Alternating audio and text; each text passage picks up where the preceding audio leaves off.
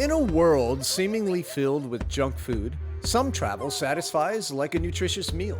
Meals that are meant to be savored, not rushed. Jeju Island off the southern coast of South Korea is a prime example. Here the food is fresh and the culture is caring.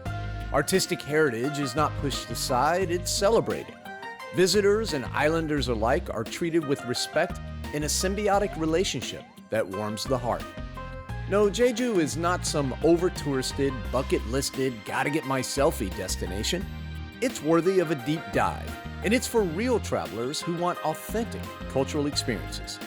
South Koreans have been relishing its rural island charms for generations, but now it's time for raw travel, and for you to enjoy Jeju Island too. Travel. For some, it's a luxurious escape, or maybe an adrenaline-filled adventure. But if you're like me, it's a precious opportunity to discover and to give back. It's time to get real. It's time to get raw. It's time for raw travel.